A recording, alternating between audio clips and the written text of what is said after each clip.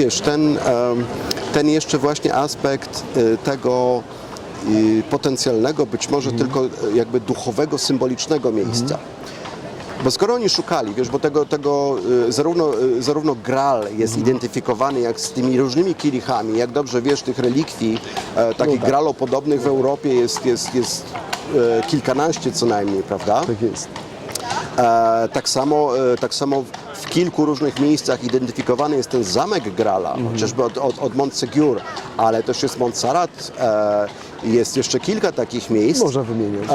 Niewykluczone, że równie dobrze takim fizycznym miejscem mogło być miejsce, które jest za nami. Właśnie. Bo wiesz, To jest... Brugia jest tym miejscem, gdzie Chrétien de Troyes jakby przyjeżdża i tutaj tworzy to swoje dzieło o Graalu. Tu pada ta dedykacja dla Filipa Alzackiego. Tu pada ta kwestia o tym, że to jest bazowane na książce, którą dostał od Filipa Alzackiego, więc jakieś bardzo ważne źródło. Tak? Cały czas, tak. Ojciec Filipa Alzackiego przywozi tu najświętszą relikwię, krew Chrystusa, która... A jakie jest pochodzenie tej relikwii? To właśnie ojciec Filipa Alzackiego, Teoderyk, przywozi w roku 1150 tę relikwię, którą otrzymał w darze podczas pobytu w Ziemi Świętej. Ale jakieś bliższe szczegóły wiemy, jaka proweniencja? Nie wiemy. Nie wiemy nic tak naprawdę i ta relikwia, ona nigdy nie była badana, wiesz. Natomiast to jest zamknięty fragment materiału, nasączony, wygląda to na krew, tak? No według opisu jest to właśnie krew Chrystusa, która została zebrana po ukrzyżowaniu i wiemy, że to jest zamknięte w takiej fiolce kryształowej ze złotymi końcówkami. Tą fiolkę kryształową specjaliści datują na XI-XII wiek, rejon Konstantynopola. Że to tam zostało zrobione. Co by się mniej więcej zgadzało, bo pamiętasz, rozmawialiśmy o tym, to święta Helena przywozi najwięcej relikwii, prawda, z Ziemi Świętej właśnie do Konstantynopola, dzisiaj Istanbul. Więc jest możliwe, że rzeczywiście tak było. W roku 1150 ta relikwia trafia do Brugii, która wtedy już powoli staje się jednym z ważniejszych takich centrów europejskich, bo XII wiek, XIII wiek to jest moment, kiedy na Brugię mówi się Wenecja Północy. I to nie Wenecja Północy z racji tego, że tu jest cała masa kanałów, bo jest oczywiście, ale dlatego, że w tym czasie na południu Europy takim ekonomicznym centrum to była właśnie Wenecja, jej odpowiednikiem na północy Europy była Brugia. Brugia mogła liczyć, wiesz, więcej mieszkańców wtedy niż Londyn na przykład. No to Kraków w ogóle to zapomnijmy, tak? Ale to było potężne, kosmopolityczne, handlowe miasto. I to jest bardzo prawdopodobne, że tutaj trafia ta relikwia. Czy ona trafiła wtedy? To, co Chrétien de Troyes pisze i jakby poświęca to właśnie w osnucie tego, to mogłoby się zgadzać. I wtedy nie byłoby nawet głupią teorią powiedzieć, że ten zamek Graala to jest zamek Filipa Alzackiego, który po prostu jest tutaj obok Bazyliki Krwi Świętej, w której ta relikwia była przechowywana. Zresztą jest przechowywana do dzisiaj. Tak? To jest relikwia absolutnie niesamowita, bo co roku jest w specjalnej takiej procesji przenoszona po Brugii. I jest nawet grupa ludzi, którzy zawsze są odpowiedzialni za to, żeby ją chronić. Perypetie związane z tą relikwią na przestrzeni dziejów są niesamowite, bo ona, wiesz, ona była wielokrotnie ukrywana. Ona nigdy nie wpadła tak naprawdę, wiesz, w ręce wrogów. Brugijczycy tutaj, jednak spora grupa Brugijczyków przyznaje, że Brugia, ich zdaniem, ocalona została z tych różnych wojennych zawierów właśnie dzięki tej relikwii, że to jest prawdziwa relikwia. Zresztą, nomen omen, ta relikwia w niektóre święta kościelne, ta fiolka miała się wypełniać krwią. Bodajże do końca XIV wieku, mniej więcej do końca XIV wieku, później to przestało się dziać z jakiegoś powodu. Co jakiś czas ma się to powtarzać, ale generalnie koniec XIV wieku ten cud jakby przestaje się dziać. Natomiast tak, no jest to wyjątkowo ciekawy zbieg okoliczności. Jeszcze jest nawet, wiesz, taka konekcja z templariuszami, bo Wolfram von Eschenbach w tej swojej wersji Parsifal, prawda, bazowanej na tym, co napisał Chrétien, on pisze o strażnikach Grala, opisuje ich jako rycerze Templisen. Nie wiem, czy dobrze to wymawiam, ale to jest słowo bardzo bliskie templariuszom. I być może nie chciał aż tak tego sugerować, ale zasugerował to wystarczająco mocno, że nawet naprawdę znani historycy uważają, że rzeczywiście tutaj jest coś takiego, że Eschenbach pisze o templariuszach jako strażnikach Grala. I tutaj tutaj jest też ciekawa taka sprawa, bo Filip Alzacki, umierając, zostaje pochowany w Clairvaux, czyli miejscu świętego Bernarda z Clairvaux, tego samego Bernarda, który wymyślił ideę w ogóle, mnichów rycerzy, który napisał regułę templariuszy, który jest właściwie, można powiedzieć, ojcem założycielem tak naprawdę zakonu templariuszy. Więc tutaj wszystko, jakby się... Ale w samej Brugii też mamy jakąś aktywność templariuszy?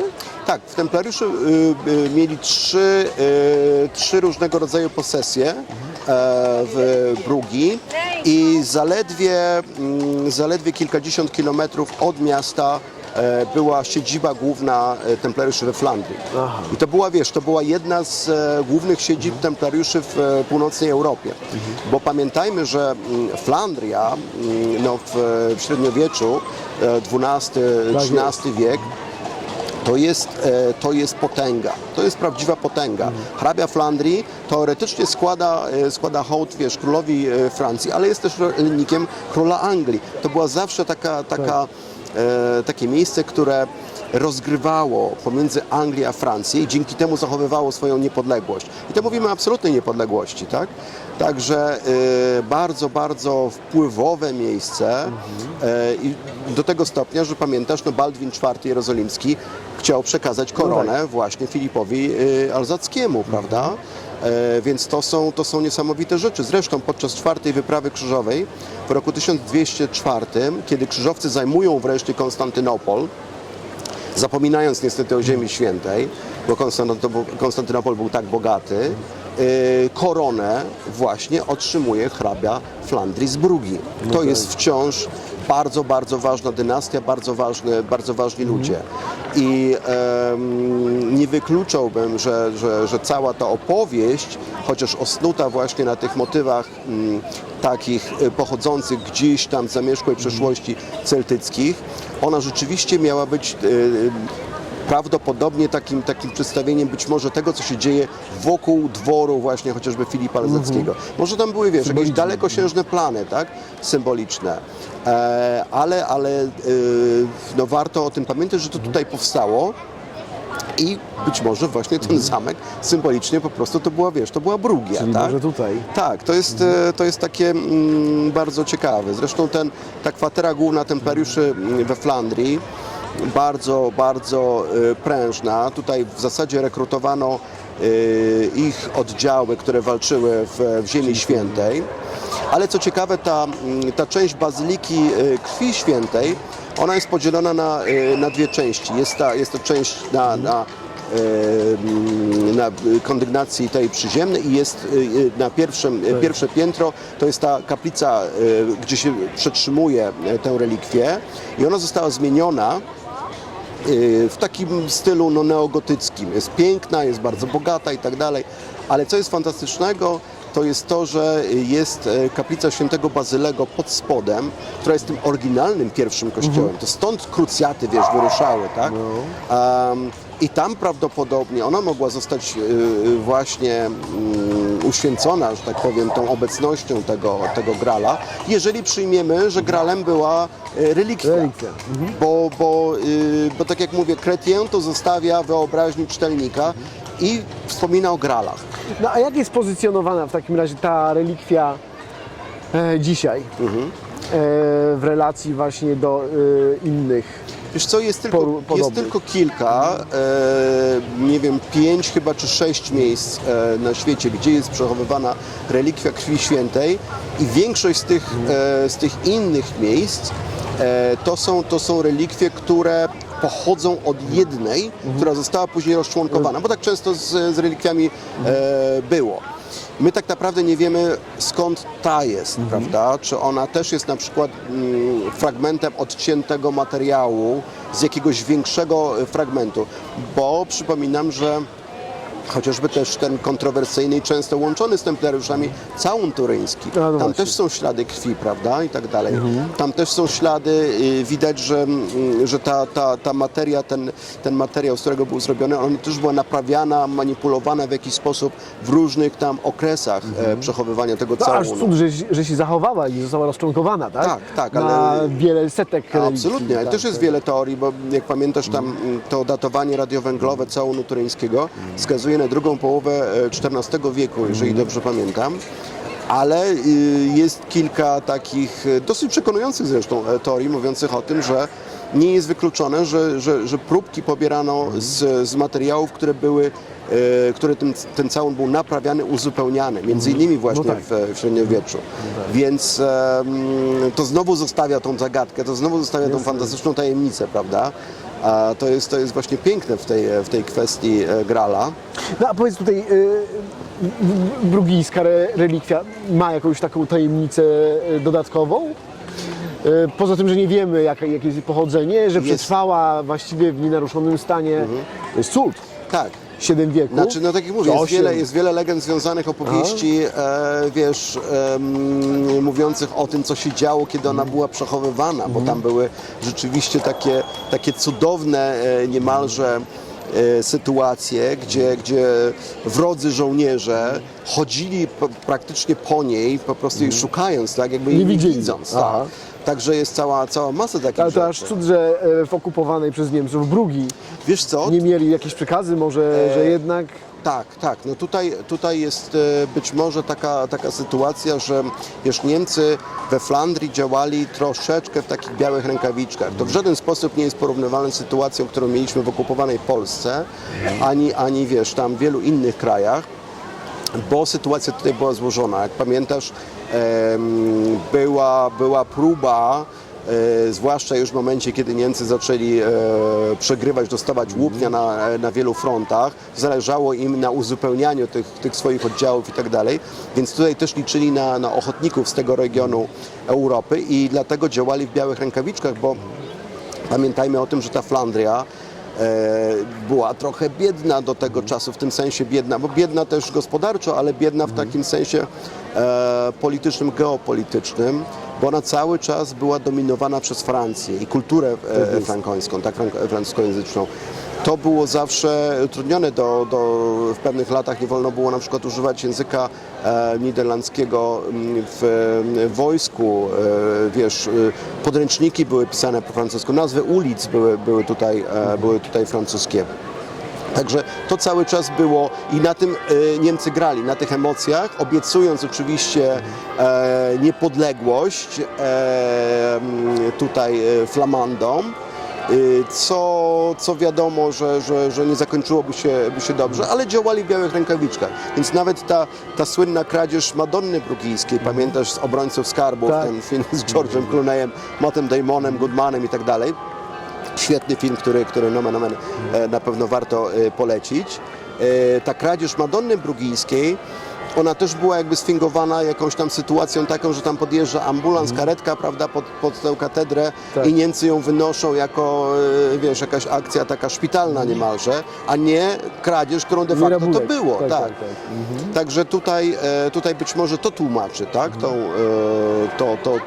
Że te relikwie i niektóre rzeczy przetrwały i Niemcy jakby nie specjalnie im się udało, aczkolwiek wiemy, że akurat tego panelu z ołtarza Gandawskiego bardzo intensywnie szukali. Ale co warto jeszcze powiedzieć o tej kaplicy Grala, można powiedzieć, tak? Którą Chrétien de Troyes na pewno bardzo dobrze znał. to według legend miejskich i to zapisanych, wiesz, we wczesnych kronikach miejskich, jeszcze w XI właśnie wieku, nawet chyba wcześniej, tam ma się znajdować, ona została postawiona, ta kaplica, na potężnym skarbie Karola Wielkiego. Tak? Pod tą kaplicą ma się znajdować skarbiec Karola Wielkiego. Tutaj miało się znajdować serce w ogóle tego karolińskiego imperium. Brugi. Tak. O. Więc to jest, wiesz, to jest też taki jakby kolejny przyczynek do tego, znowu do takich spiskowych teorii dziejów, dlaczego dany kościół, w którym świętą relikwię postawiono właśnie tu, a nie gdzie indziej, prawda? Dlaczego ten zamek postawiono tu, a nie gdzie indziej? No jest cała taka masa rzeczy, która oczywiście jest kompletnie niesprawdzalna. My po prostu nie wiemy, co się działo w głowach tych ludzi. No dobrze, ale to jest taki ulotny skarb i taki teoretyczny, chociaż Tak. fantastyczny, ale jakaś realna historia, w miarę realna historia skarbowa z Brugi? Jest absolutnie historia skarbowa w momencie, w którym wikingowie tutaj próbują zdobyć miasto. Czyli co to jest ukryte- IX, X wiek? IX wiek, około roku 870, nie chcę ci teraz, wiesz, i jest ukryty gdzieś... Skarb wikiński. Jest skarb, nie, tutaj miejski skarb ukryto, którego później nie znaleziono. Jest ściśle to określone, że próbowali gdzieś go odnaleźć, ale nie odnaleziono, więc czy ta osoba, czy te osoby, które ukrywały ten skarb miejski, zginęły na przykład podczas obrony osady lub z jakiegoś innego powodu po prostu nie były w stanie tego odnaleźć, niewykluczone. W każdym razie tak, takich historii w ogóle Widzicie, to wiesz, jest zważywszy, dużo. że ta przebudowa Brugi tak leniwie następuje ze stulecia na stulecie, To, być może kiedyś takie Wiesz większe co? jakieś przebranie, no bo to też powiedzmy właśnie, że Brugia zachowała ten swój średniowieczny charakter nie przez przypadek. tak. I niewiele jest takich miast w Europie Północnej, które mogłyby być mniej więcej tak wyglądać No do dzisiaj, zdecydowanie, prawda? zdecydowanie Brugia jest w tym aspekcie unikalna. Tak, Czy ma to związek ze świętą relikwią, to już jest inna sprawa. Ale no, na pewno historycznie trzeba pamiętać o tym, że Brugia z tego takiego północnoeuropejskiego centrum ekonomicznego, gdzie zresztą była pierwsza giełda powstała i niektórzy historycy ekonomii zwłaszcza, mogą wskazać nawet na konkretny budynek w Brugi, mówiąc, tutaj się narodził kapitalizm, prawda? To jest w ogóle, wiesz, niesamowite. Pierwszy bank. Więc z tego giganta finansowego Brugia stała się zapomnianą osadą. To jest zupełnie niesamowita historia takiego kopciuszka. Która się zupełnie nie rozwijała. Tak. Tak. A to miało związek oczywiście z położeniem, bo o ile w tym wczesnym średniowieczu te statki mogły w miarę blisko handlowe, w tym statki płynące z Polski ze zbożem z Polski, z zbożem z dzisiejszej Ukrainy na przykład, ale one mogły w miarę blisko dopływać do miasta. Tak z biegiem czasu ten kanał dopływowy ulegał coraz większemu zamuleniu. Kupcy powoli zaczęli się przenosić do Antwerpii. To Antwerpia zaczęła rosnąć. Dzisiaj Antwerpia jest pięknym, nowoczesnym miastem i widać, jak to miasto się na przestrzeni wieków zmieniało, a Brugia tak od końca XV wieku, tracąc właśnie tych kupców, tracąc różnego rodzaju wpływy i pieniądze, no po prostu tych pieniędzy nie było na tą rozbudowę, na poszerzanie ulic czy zmianę. Więc dzięki temu, co było tragiczne oczywiście dla mieszkańców Brugi wtedy, no ale jest dla Brugi skarbem dzisiaj, prawda? Tak. Bo to jest Perełka. To jest perełka. No Tak to jest. widzimy całe masy turystów. Dzisiaj jest relatywnie spokojnie wręcz, ale taka skala, żeby to przybliżyć, ja nie wiem, czy już wspominałem chyba o tym, jak byłem przewodnikiem w Jerozolimie i tam około 4 milionów turystów rocznie, prawda, przyjeżdża do Jerozolimy. Tak. Tutaj 9 milionów turystów Wow. rocznie. Więc jest, wiesz, to jest naprawdę niesamowite miasto, wciąż przyciągające turystów. I tu mi się wciąż wydaje to wielkim atutem, bo teraz moją wyobraźnią zawładnął skarb wikiński gdzieś tutaj ukryty. I myślę, że to właśnie ten brak przebudowy, brak tych transformacji charakterystycznych przecież dla każdego stulecia w normalnie rozwijającym się mieście może kiedyś skarb wikiński może gdzieś wypłynie przez przypadek, bo tutaj od razu taka paralela mi się kojarzy ze skarbem średzkim, ja ciągle do niego wracam. Aha. No bo tam przecież też mamy wielki skarb odkryty zupełnie przez przypadek, tak? W trakcie też średniowiecznym mieście, w jednej z rozbieranych kamienic, bardzo tak, starych, tak. jeszcze średniowiecznych. No, i dlatego takie rzeczy są możliwe. Absolutnie. A ten skarb przecież, który tam został odnaleziony, między innymi relikwie królewskie władców sycylijskich, więc w ogóle to jest niesamowita tak, historia. tak. I to zostało odnalezione przez przypadek, Tak, tak? tak. Także być może któregoś no. dnia, jak będą wam tutaj rozbierać którąś z tych najstarszych kamienic, podejrzewam, że tutaj się... taki skarb może wypłynąć. Tak, ja bym nawet nie bał się stwierdzić, że być może pod tą bazyliką właśnie Krwi Świętej faktycznie coś się znajduje, bo taka legenda też się nie bierze znikąd. Tak. I być może pochowano tutaj na przykład bardzo istotnego dygnitarza najpierw właśnie z dworu karolińskiego chociażby. I to na tym bazowano tą legendę o tym skarbie karolińskim. Ale tak, jest tutaj na pewno bardzo wiele takich aspektów i to tylko pokazuje, jakie koło zatacza ta opowieść, Chrétiena de Troyes, który no on tego też nie ukrywa, bo mógłby, pewnie nie napisać, że ja dostałem książkę i piszę teraz książkę na podstawie książki. Tak. Potem robi Eschenbach książkę na podstawie książki, na podstawie książki i tak dalej. Ale jak niesamowicie, zobacz, zawładnęło to wyobraźnią, prawda? Od jakiegoś takiego trubaduro, mitu, który w zasadzie był pewnie tylko słyszany na jakichś dworach rycerskich, szlacheckich i do Hollywood, tak? Do Spielberga po prostu. Ale zresztą też zobacz, jak Święty Graal też przeniknął do takiego języka potocznego, bo często mówimy o czymś, co jest na przykład, nie wiem, w nauce, jest badane i nie wiem, gigantyczne środki są jak najbardziej. wydawane na jakieś kolejne badania i to jest na przykład świętym graalem nauki, Absolutnie, tak? Czyli tak. czymś, co jest gdzieś niby na wyciągnięcie ręki. Do czego się dąży, prawda? I do czego się dąży, tak. ale jakby wciąż nie następuje przełom w danej dziedzinie, Absolutnie. więc plus oczywiście w tym naszym świadku skarbowym nazywamy, że to jest nasz święty graal, tak? Czyli nie wiem, chcemy nawet dobrą, fajną monetę zdobyć, to też mówimy, o to jest nasz święty graal, przykład, tak. on ucieka, Tak.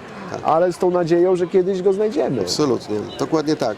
No i to jest chyba też taki fajny motyw w tym filmie, tak? O którym opowiadamy, że zobacz, jak świetnie to jest pokazane, prawda? Gdzie przyciąganie siły tego grala jest tak istotne, że ono w pewnym momencie nawet owładnęło Indiana Jonesem, który niemalże... Ciężko mu było się powstrzymać. Tak jest. Tak. I to ojciec, ta fantastyczna postać ojca, który jest pokazany, jak wychowuje tego Indiana Jonesa. On pokazany skąd się... Troszeczkę więcej, to też taka część, taka propos, bo zaczęliśmy od tego, że trochę uchylająca rąbka tajemnicy jakby pochodzenia i przeszłości Indiana Jonesa, on przestaje być już taki anonimowy i jakby teraźniejszy. Tak. To też ciekawe było, ale być może właśnie ta opowieść o Graalu, ona to spowodowała, że to była świetna okazja ku temu. No i zobacz, jak to wpłynęło na jego wychowanie, bo te niektóre aspekty zachowania Indiana Jonesa w tych filmach, one dzięki temu, że pokazano nam, że dano nam ten taki obrazek z młodości, tak, Indiany, gdzie ojciec go jednak uczy, pokazane jest, jak bardzo jest surowy może w tej nauce, ale skuteczny, bo to wszystko pozostaje, prawda? Indiana Jones jest nie tylko świetnym archeologiem, ale też takim wrażliwym człowiekiem i to widać, skąd to się wzięło. Także to jest fajne w tym filmie. No ale dobrze, mówisz, to jest ulubiony, ale obejrzałeś przecież Tarczę Przeznaczenia, tą ostatnią część. Czyli jeszcze nie, jeszcze raz musiałbyś pewnie obejrzeć, tak? Wiesz co, myślę, że na pewno Tarcza Przeznaczenia super, to tak jak już mówiliśmy, ale tam właśnie wiesz co, ta historia tego Grala, to połączenie znowu tych, bo też niby mieliśmy nazistów, bardziej wyraźnie nawet, kurczę, to super w ogóle. Ale jednak tej trzeciej części, w ostatniej krucjacie, to mówię, No tak. bliskie nam strasznie są to historie powiązane właśnie no, z takim skarbem, którego, wiesz, to nie jest taka znaczy nie jest abstrakcyjny skarb, ale taki bliski nam, prawda. nie? Ale tam nawet, wiesz, że, wiesz Arki Przymierza, ja wyrażałem już swój sceptycyzm, że ciężko byłoby mi szukać, tak? Ale tego Graala, kurczę, to jest coś takiego No tak. A fizycznego. poza no, tym tam kurczę. są te aspekty takie typowe dla poszukiwań skarbów, gdzie faktycznie X oznacza, prawda, Tak, skarb. więc znaki tutaj... tajemne, wiesz, mapy, te notatki Podziemia. Henry'ego przecież, kurczę, Tak, to wiesz, no, tak jak, według mnie tam jest taka kwintesencja poszukiwań skarbów, kurczę, Zdecydowanie takiego Indiana Jonesa nawet chyba bardziej niż w Poszukiwaczach Zaginionej Arki, nawet bym wyżej tu pozycjonował. No i cóż, no, jest ten wątek fantastyczny, tak? No łącznie z tym rycerzem przecież, który tam, zdecydowanie. nie, to już jest, ale to też tak, Trzech braci takich strażników, prawda, Tak, tych, tego Grala, czyli to byliby właśnie ci, tamci byli członkami wyprawy krzyżowej, ale to byliby ci ludzie, o których pisał właśnie chociażby Eschenbach, Tak. prawda, ci strażnicy. Także cała masa takich motywów, która jest... też warto powiedzieć, że jednak scenarzyści tam bardzo mocno osadzają gdzieś niewiele, znaczy na pewno wykorzystują fantazję, tak? A pewnie dramatyzują wiele jakby tych scen, ale wciąż jednak robią dobrą robotę, tak? Tak. To jest wciąż gdzieś oparte na jakichś rzeczywistych, bądź nawet literackich motywach. I to Zdecydowanie. jest też fajne. I dlatego ta trzecia część, no mówię, jest super. No. Nie, no ja się Jest z tą super, jest super. absolutnie zgadzam. Poza tym to też taka ostatnia część chyba Indiany Jonesa po tej dłuższej przerwie, Tak, tak? tak. Przed tą dłuższą przerwą. Bo jednak jeszcze tu Indiana Jones jest taki nasz, No tak? i przed dosyć kontrowersyjną tą opowieścią o kryształowej czaszce i obcych. I taką kierowaną już chyba dla nowego Dla widza, nowego być może nowego widza, odbiorcy, ale myślę, bo że wiesz, to sobie zostawmy Tak. na kolejną rozmowę, dlatego że jakkolwiek byśmy oceniali ten film, właśnie tę część o kryształowej czaszce, tam są elementy znowu bardzo skarbowe i znowu bardzo konkretne, tak? Których warto by było... sama czaszka nie jest też taka oderwana Sama jakby czaszka nie od jest oderwana, rzeczywistości. mało Tak. tego, nie wiem, ale to myślę, że to właśnie na następnym razem sobie opowiemy, bo czaszka jest bardzo mocno związana z poszukiwaczami skarbów z lat 30., 40. To jest bardzo fajna opowieść, ale myślę, że to następnym razem, prawda? Tak, nie zdradzajmy wszystkiego. Dokładnie, super. Nie zdradzajmy wszystkiego. Super. Dzięki Wielkie wielkie. dzięki.